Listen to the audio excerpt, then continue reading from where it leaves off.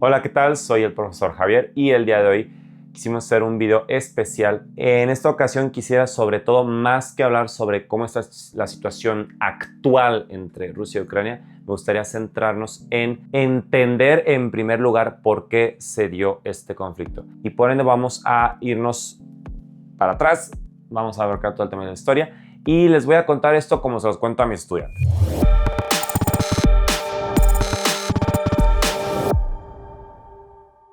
La verdad es que a mí me encanta esta dinámica de entender la situación de Rusia y Ucrania como la situación de unas hermanas, tal cual. Imaginemos que Rusia es la hermana mayor, Ucrania es la hermana del medio, la rebelde, y tenemos aparte una tercera hermanita que es la hermanita menor, que vamos a llamarla Bielorrusia o Belarus, ¿ok?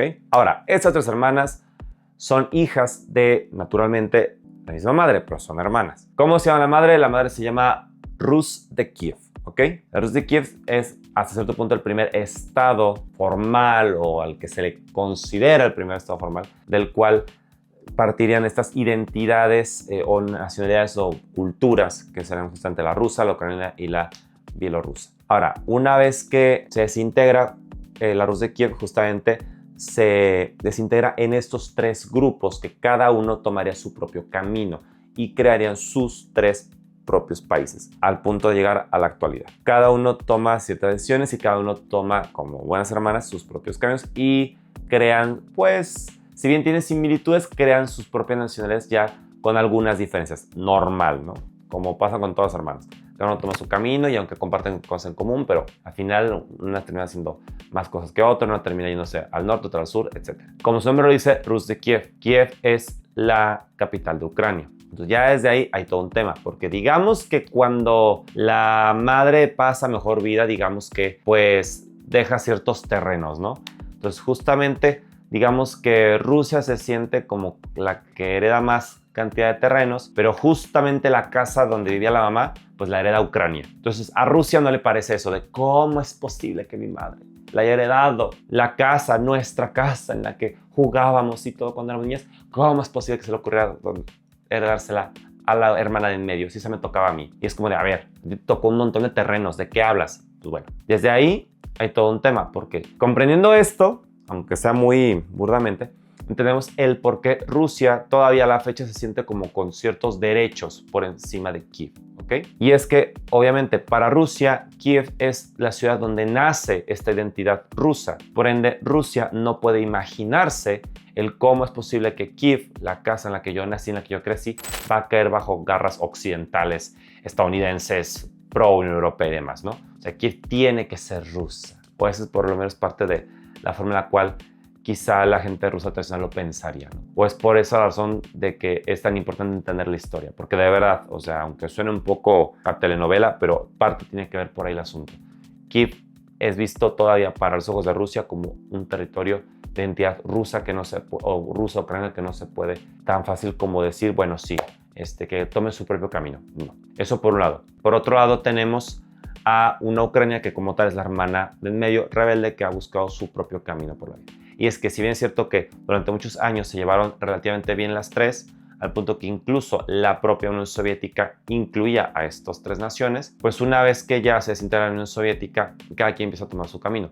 Bielorrusia, como buena hermana menor, sigue muy pegada a su hermanita mayor, Rusia. Al punto que desde que se desintegra la Unión Soviética, Bielorrusia pues sigue los mismos caminos que ella, tiene básicamente la única dictadura que sigue presente en el continente europeo y toma medidas muy similares a las que Rusia toma. Literalmente es la hermana menor que está copiando todo lo que hace la mayor. Por otro lado, Ucrania toma un camino muy distinto. Y si bien es cierto que tiene una identidad muy prorrusa, poco a poco empiezan a llegar políticos ya no tan prorrusos, sino más bien pro-europeos. Y es que hay algo muy interesante con Ucrania. La Ucrania como tal de hoy en día, pues no todos los territorios de la actual Ucrania concuerdan con los territorios prorrusos. La parte occidental de Ucrania hubo una época en la cual incluso hasta eran parte del imperio austrohúngaro. Entonces, naturalmente, esta parte occidental de Ucrania pues, va a tener una identidad nacional un poco distinta, obviamente más afín a la Europa occidental. Pero por otro lado tenemos la parte oriental de Ucrania que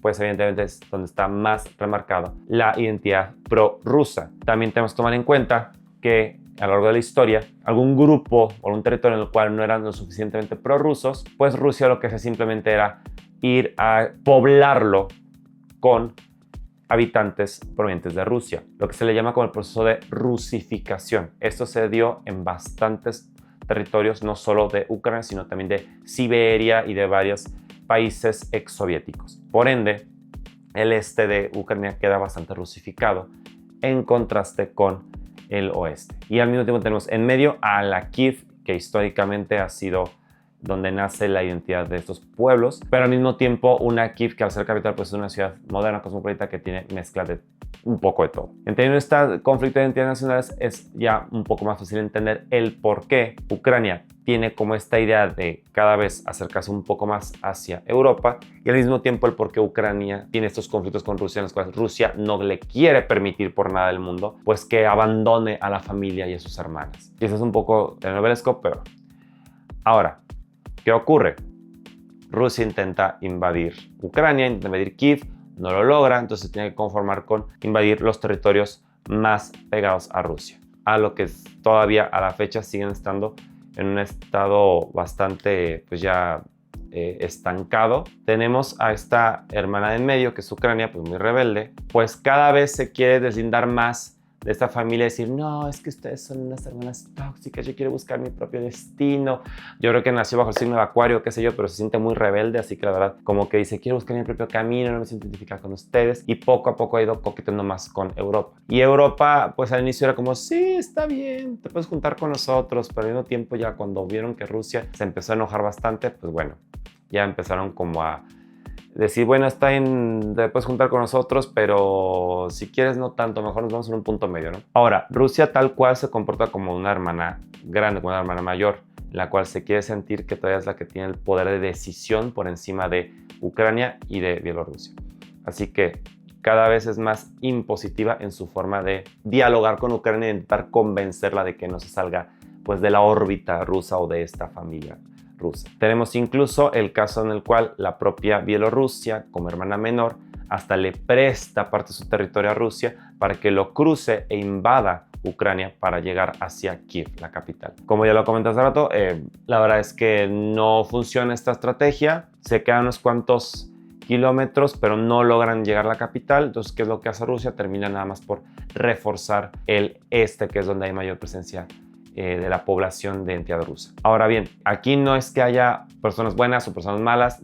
A mí me gusta contar esto de una forma como medio de familia o como medio de telenovela, como para que sea un poco más sencillo el comprender cómo está esta situación desde un punto de vista histórico.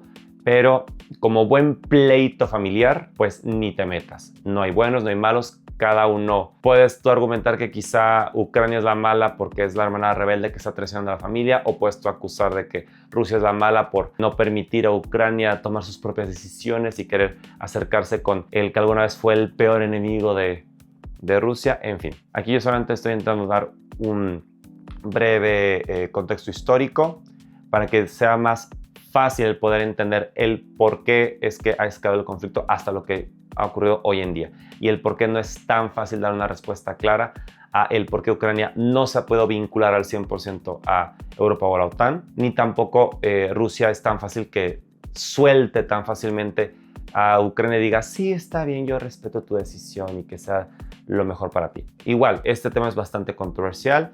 Si tienes alguna duda, comentario o consideras que hay algún tema por ahí que deberíamos de tocarlo con mayor detenimiento o analizarlo con mayor profundidad, déjalo en los comentarios. Si te gustó el video, suscríbete y dale like. Hasta la próxima.